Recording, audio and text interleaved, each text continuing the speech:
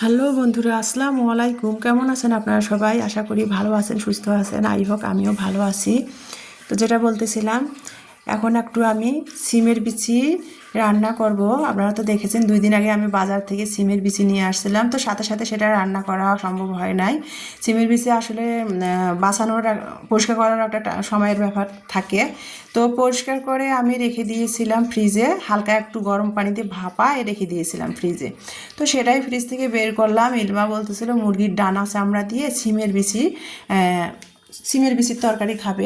তো যাই হোক, মেয়ে বলছে, আর ইলমা খাবে, আমরা খাবো না তা তো না। তো সেই জন্য আর কি, আর রমজান মাস কি হয়, মানে ইফতারের পর কিন্তু আর সন্ধ্যা রাতে তারাবির নামাজের পর কিন্তু কোনো কিছু খেতে ইচ্ছা করেন। তো চিহিরির জন্য আর কি রান্না করতেছি সিমের বিচি দিয়ে মুরগির ডানা চামড়া। তা মুরগির ডানা চামড়াটা রান্না করার জন্য প্রথমে আমি গরম সব ময় মশলা দিয়ে আর কি মশলাটা কষিয়ে নিলাম, নিয়ে তারপরে কিন্তু মুরগির ডানা চামড়াটা দিয়ে কষিয়ে নিলাম, নিয়ে তারপরে সিমের বিচিটা দিয়ে দিলাম, দিয়ে ভালো করে আবারও 5-6 মিনিট কষিয়ে নিলাম। আর সিমের বিচি শুধু দেই নাই, এর মধ্যে একটা বড় সাইজের আলু ছোটো ছোটো করে কেটে দিয়েছি। তো দিয়ে আবার সিমের বিচির সাথে আলু দিয়ে আবার সিমের বিচি মুরগির ডানা চামড়ায় আলুই একসাথে কষিয়ে নিলাম, নিয়ে তারপরে পরিমাণ মতো সিদ্ধ জালের জন্য পানি দিয়ে চুলার জালটা মাঝামাঝি আঁচে দিয়ে রান্না করে নিচ্ছিলাম সিমের বিচি, দেখতে পাচ্তেছেন। আর ব্রয়লার মুরগির ডানা চামড়া তো মানে কষাতেই আর কি সিদ্ধ হয়ে যায়। তো যাই হোক, অনেক নরম থাকে ব্রয়লার মুরগির ডানা চামড়া। তো এই যে সিমের বিচিটাও আর কি প্রায় রান্না হয়ে আসছে। তো আমি আর কি দেখলাম সিদ্ধ হয়েছে কি না। এখন আমি একটা টমেটো আর কি ছোটো ছোটো করে কেটে নিয়েছি। তো কেটে নিয়ে তারপরে আমি এখন টমেটোটা আর কি মানে মুরগির ডানা চামড়া সিমের বিচির তরকারির উপর দিয়ে দিলাম, দিয়ে লবণ কম হয়েছিল আর কি, লবণ টেস্ট করে একটু লবণ দিয়ে দিলাম, দিয়ে ঢাকনা দিয়ে আবারও আমি 5-6 মিনিট মুরগির ডানা চামড়াটা সিমের বিচি দিয়ে রান্না করে নিচ্ছি। নিয়ে তারপরে আমি এখন এই যে রান্নাঘরে কিন্তু এর মধ্যে চুলার মধ্যে মুরগির ডানা চামড়াটা সিমের বিচি দিয়ে বসাই দিয়ে আমি সিংয়ের মধ্যে যে প্লেট বাটিগুলো ছিল সব ধুয়ে সিংটা ক্লিন করে নিয়েছি, রান্নাঘরটা পুরো ক্লিন করে নিয়েছি। নিয়ে তারপরে আর কি এই যে দেখতে পাচ্ছেন ঢাকনা খুললাম, খুলে আর কি এই যে দেখে নিচ্ছি যে মুরগির ডানা চামড়াটা এই যে হয়ে আসছে। এখন আমি এরকম থাকা অবস্থায় নামিয়ে নিব, কারণ ঠান্ডা হলে কিন্তু এটা অনেক গাঢ় হয়ে যাবে, মানে থমথমে একটা হয়ে যাবে। তো সেই জন্য আর কি আমি নামিয়ে নিব। তা নামাবো, গরম মশলার ভাজা জিরার গুঁড়া উপরে দিয়ে দেবো ফ্লেভার ও স্বাদের জন্য। তো গরম মশলাগুলো দিয়েছিলাম, লং, তেজপাতা, দারচিনি। তো সেগুলো আমি এখন আর কি ওর ফ্লেভারটা বের হয়ে গেছে, তরকারির মধ্যে চলে গেছে। এখন সেগুলো আমি তুলে তুলে ফালাই দিচ্ছি। আর এই যে ভাজা জিরার গুঁড়া উপরে ফ্লেভার ও স্বাদের জন্য ছিটাই দিলাম। আর এই যে দেখেন, গতকালকে যে পাঁচমিশালি শাক ভাজি করছিলাম সেটা রয়ে গেছে গরম করে, সেটাও টেবিলে দিলাম, খাইলে খাওয়া যাবে নি। আর চেহারিতে কিন্তু বেশি কোনো কিছু খাইতেই ইচ্ছা করে না। আর এই যে দুধ জাল করে নিয়েছি, এখানে 1 লিটার দুধ জাল করে নিয়েছি, কলা টেবিলে রেখে দিলাম। মেয়েরা তো আমার 2 মেয়ে ভোর রাতে চেহারিতে দুধ কলা দিয়ে ভাত খায়। আর এখন বাজে 9টা 57, মানে রাতের আর কি ভিডিওটা। তো এখন আমি তারাবির নামাজ পড়ে নিয়েছি, এটা হচ্ছে গতকালকের ভিডিও। আর এই যে আজকে সকালে আমি কিন্তু এই যে গতকালকে যে ইলমার বারান্দায় স্কুলের ইউনিফর্মটা ধুয়ে রেখে নেড়ে দিয়েছিলাম আর কি, তো সেগুলো বাতাসে শুকিয়ে গেছে। আর এখন তো ফাল্গুন মাস, অনেক বাতাস, চারিদিকে ধুধু করে বাতাসে।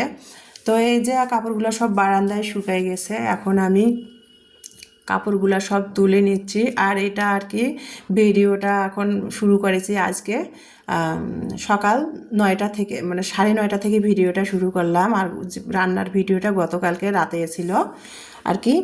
তো যাই হোক, এই যে আমি ইলমার ইউনিফর্মগুলো কেচে দিয়ে বারান্দায় নেড়ে দিয়েছিলাম, সেগুলো আর কি শুকিয়ে গেছে, তুলে এনে আর কি আমি সকালে বাসি ঘর দুয়ার পরিষ্কার করে ফার্নিচারগুলো সব মুছে সামনের রুমে ইলমার কাপড়গুলা, স্কুলের ইউনিফর্মগুলো, জামা কাপড়গুলো বারান্দা থেকে তুলে এনে গুছিয়ে নিলাম। নিয়ে এখন এই যে দেখতে পাচ্ছেন ইলমাকে পড়াতে বসিয়েছি। আর ইলমা দুষ্টামি করতেছিল, ক্যামেরাটা একটু ওর দিকে গিয়ে পড়ছে, আর ও দুষ্টামি করতেছিল, ওর যে লিখতেছিল বাসায় হোমওয়ার্ক করতেছিল, সেই খাতাটা লুকাচ্ছিল। তো যাই হোক, এই যে হোয়াইট ড্রাপের উপরে যে কাপড়টা আমি সবসময় বিছায় রাখি ময়লা হয় দেখে, তো সেটা ভাবলাম যে তুলবো, ময়লা হয়ে গেছে, সেটা তুলে নেব। দেখেন কি পরিমাণ ময়লা, মানে 15 দিন পর পর এগুলো পরিষ্কার করে দিতে হয়। তারপর অনেক ময়লা, মনে হয় কত বছর ধরে পরিষ্কার করি না, এত পরিমাণ ময়লা। আর বিশেষ করে দিনাজপুরে প্রচুর ধুলা। অন্য অন্য শহরেও আমরা ছিলাম, কিন্তু দিনাজপুরে এত পরিমাণ ধুলাবালু। আর এই যে ছবিটা, এটা আমার বিয়ের আগের ছবি, 2003 সালের ছবি আর কি। তো সেই ছবিটা আমার স্মৃতি করে একটু ছোট আর কি ফ্রেমের মধ্যে বন্দি করে রেখে দিয়েছি। নষ্ট হয়ে গেছে যদিও, হোয়াইট ড্রাপের উপর রেখে দিয়েছিলাম, তো হোয়াইট ড্রাপের উপরটা পরিষ্কার করতেছিলাম। তো ছবিটা সেটাই আর কি একটুখানি আপনাদের ক্যামেরা বন্দি করে দেখাই দিলাম। আর এই যে স্ট্যান্ডটা, এটা কিন্তু আমি হাতেই বানিয়েছি, কাগজ দিয়ে আর ভাতের মাড় দিয়ে বানিয়েছি। এই যে চুড়ি রাখার এই যে শোপিসটা, মানে বাচ্চাদের ব্যান্ড, চুড়ি বা তসবি রাখার জন্য আমি স্ট্যান্ডটা কাগজ দিয়ে বানিয়েছি। তো সেটা আর কি হোয়াইট ড্রাপের উপর রাখি দেয়। তো হোয়াইট ড্রাপের উপর কাপড়টা তুললাম, তো সেটাও পরিষ্কার করে নিলাম। নিয়ে এই যে ইলমার নাম চুলের ব্যান্ডগুলো এখানে রেখে দিচ্ছি। সবসময় এই ব্যান্ডগুলো দিয়েও বেনি করে, ও টেল বাঁধে। ব্যান্ডগুলো রেখে দিলাম, দিয়ে হোয়াইট ড্রাপের উপর কাপড়টা তুলে হোয়াইট ড্রাপের উপরটা মুছে নিলাম। নিয়ে এখন কাপড় সব কেচে দিব।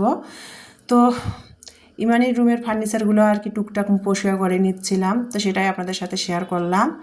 তো এখন 3টা বাজে, অফ ক্যামেরাতে আমি গা গোসল ধোয়া না জহরের নামাজ পড়া সব করে নিয়েছি।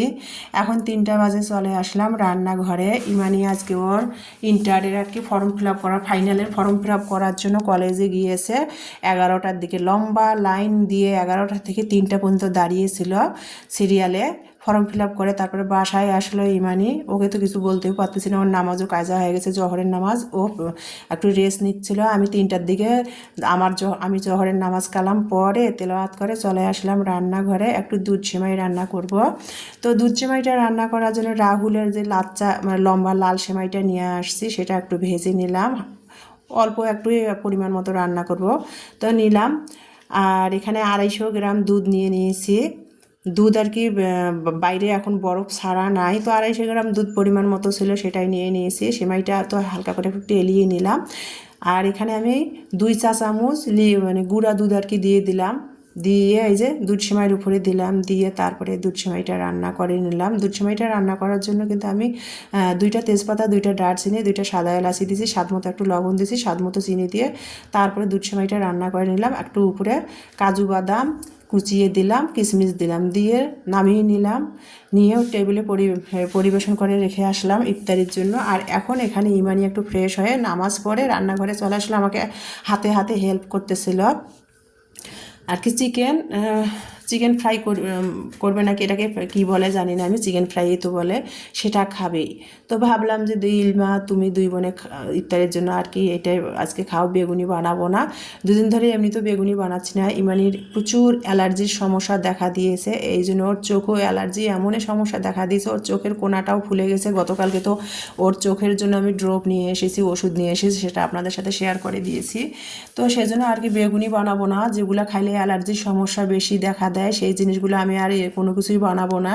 তো সেই জন্য আর কি ব্রয়লার মুরগির চিকেন ফ্রাই করার জন্য ব্রয়লার মুরগির বুকের যে মাংসটা, সেটা চিকন চিকন করে কেটে নিয়েছি আর নিচ্ছি। আর মানে এখানে সব মানে চিকেন ফ্রাই করার জন্য যে যে মশলাগুলো ব্যবহার করা হয়, সেই মশলাগুলো দিয়ে মানে ভালো করে মাংসটা মেখে নিয়ে এই যে ময়দার মধ্যে আর কি মাংসটা ভালো করে এই যে মাখায় পানির মধ্যে আর কি মাংসটা করে চিকেন ফ্রাই বানাচ্ছিল, সেটা আপনাদের সাথে এই যে শেয়ার করে দিলাম। আসলে কী কী ইন্ডিকেশন দেওয়া হয় সেটা তো আপনাদের সাথে A to Z বলিয়ে এডিটিংয়ে বুঝিয়ে বলা সম্ভব না। তো সেটাই আর কি আপনাদের সামনে একটুখানি আর কি আমি দেখানোর চেষ্টা করলাম, যেহেতু এটা আমার ডেইলি লাইফ ভিডিও আর কি। আমি প্রতিদিনে যা করি খুঁটিনাটি সেটাই আপনাদের সাথে ভালো লাগাগুলো শেয়ার করি।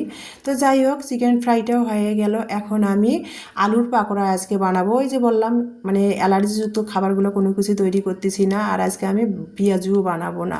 তো আমি আজকে আলুর পাকোড়া বানাবো। আলুর পাকোড়াটা বানার জন্য এখানে আলু 2টা কুচিয়ে নিয়েছি, একটা গাজর কুচিয়ে নিয়েছি, একটা পেঁয়াজ কুচিয়ে নিয়েছি, একটা বড় সাইজের রসুন কুচি করে নিয়েছি, কাঁচামরিচ কুচি করে দিয়েছি, ধনিয়া পাতা নাই, টেস্টিং সল্ট দিলাম। আর ওই যে ফ্রাই করলো যে ওই ফ্রাই করা যে মশলাগুলো পাতিলটায় বেজেছিল ওই মশলাটার মধ্যে আমি আলুর পাকোড়ার সব বেটারগুলো দিলাম, স্বাদ মতো লবণ দিলাম, হলুদ মরিচের গুঁড়া দিলাম, আর ধনিয়া পাতা নাই দেখে এক চিমটি আমি টেস্টিং সল্ট দিছি স্বাদের জন্য।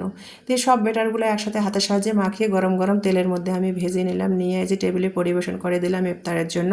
এখন ইফতারের সব আয়োজন রেডি করে টেবিলের মধ্যে বসে পড়লাম আর আপনাদের সাথে শেয়ার করতেছি। এসব দিয়ে লেবু দিয়ে শরবত বানিয়ে নিয়েছি, আর এই যে মানে নিয়েছি ইফতার সব টেবিলে রেডি করে দিয়েছি। ছোলা আর কি ছোলার ডাল চানা বানিয়ে নিয়েছি, এগুলো এখন মাখাবো, যদিও সব রেডি করে রাখছি, খাওয়ার 1 মিনিট আগে মাখিয়ে নিব, আগে মাখালাম না। তরমুজ কেটে নিয়েছি, আর এই যে সেমাইটা আজকে এটা দিয়ে আমরা ইফতার করব 3 মা মেয়ে। তো এই যে ইলমা আর কি সস ঢেলে নিচ্ছিল, ইমানের শরীরটা ভালো লাগতেছে না, মানে 2-2.5-3 ঘন্টা আর কি ওই কলেজে যে সিরিয়াল নিয়ে লাইনে দাঁড়াইছিল, শরীরটা অনেক খারাপ, ওর আবারও যে বিশ্রাম নিচ্ছিল। আর আমি টেবিলে সব ইফতারের আয়োজনগুলো নিয়ে এসে ডেকোরেশন করে সাজাচ্ছিলাম আর আপনাদের সাথে শেয়ার করতেছিলাম।